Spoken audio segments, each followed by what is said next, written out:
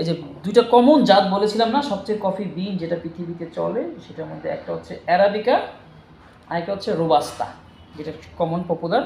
এছাড়াও কিন্তু আরও 2 থেকে 3টা জাত আছে, যেমন লাইবেরিকা, এক্সেলসা, ওগুলো খুব কম পরিমাণে পৃথিবীতে চলে, এই জন্য আমাদের অত বেশি জানার দরকার নেই। তবে এই দুইটা আমাদের জানতেই হবে, অ্যারাবিকা, রোবাস্তা। কফি বিন আমরা কিভাবে চিহ্নিত করব, বা এই বিনের টেস্ট কেমন, বা এই কফির পরিমাণ বা ক্যাফেইনের পরিমাণটা কেমন, এটা আমরা জানবো। সো অ্যারাবিকা কফি বিন যেটা আছে আমাদের কাছে, সেটা সাইজে থাকবে বড়, লম্বা। আর যেটা রোবাস্তা বিন সাইজে কি থাকবে, ছোট ছোট, গোল গোল। এই দেখেন, অ্যারাবিকার ভিতরে একটা ওভাল শেপের একটা দাগ থাকে, বাঁকা চাকা, কিন্তু আর রোবাস্তা কফি বিনটা গোল টাইপের, মাঝখানে সোজা টাইপের একটা দাগ। এইভাবে কিন্তু আপনি কফি বিনকে চিহ্নিত করতে পারবেন। এবং অ্যারাবিকা যখন টেস্ট করবেন বা কামড় দিবেন, তখন এটা স্মুথ মনে হবে, স্মুথ মানে ফ্লেভার গুড, ঘ্রাণ সুন্দর, এবং মিষ্টি বা মিষ্টি টাইপের।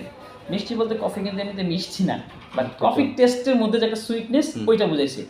এবং যখন রোবাস্তা বিন আপনি জিহ্বায় দিবেন, কামড় দিবেন, তখন মনে বেশি তিক্ততা বেশি রোবাস্তা। আর এই যে অ্যারাবিকা কফি বিনে আপনার চাই ক্যাফেইনের পরিমাণ হচ্ছে 1 থেকে 1.5%, মানে ক্যাফেইনের পরিমাণ কম।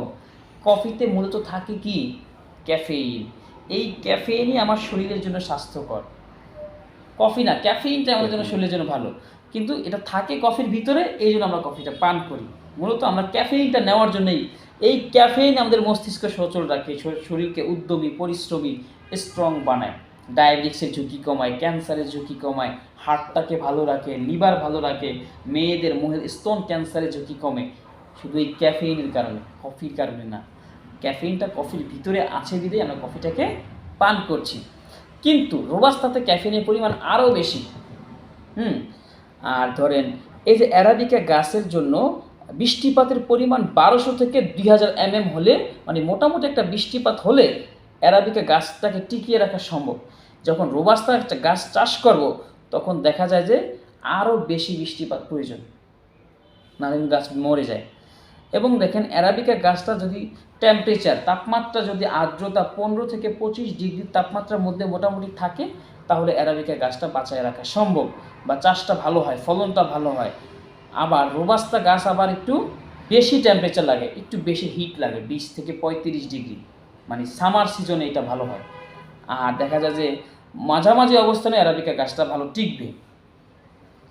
এবং দেখা যায় যে আপনার এই যে অ্যারাবিকা গাছটা মানে সিমিলার, প্রত্যেকটা গাছের চেহারা, কালার সমতল, বা গাছের সাইজটা সেম থাকে।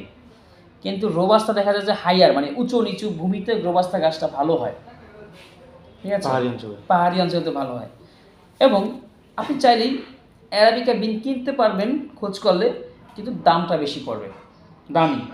আবার আপনি চাইলে রোবাস্তা বিনও কিনতে পারবেন, কিন্তু দামটা কম হবে। এই যে caffeine com, sweetness, easy to use, টেস্টের দিক থেকে ভালো বিধায় মানুষ অ্যারাবিকা কফি বিনটা বেশি ব্যবহার করে শুধু পৃথিবী। এবং এই একটা গাছের আল্টিটিউড আছে, মানে উচ্চতা। সো উচ্চতা দেখা যাচ্ছে 600 মিটারের মধ্যে আপনার এই অ্যারাবিকা গাছের আল্টিটিউড, উচ্চতা। হ্যাঁ, কিন্তু রোবাস্তা গাছের উচ্চতা আরও বেশি, মানে আপনি যে 0 থেকে 900 মিটার পর্যন্ত উচ্চতায় গিয়া এই রোবাস্তা বিনটা হয়, 900 মিটার উঁচু নিচু করতে এইভাবে গিয়েও হয়।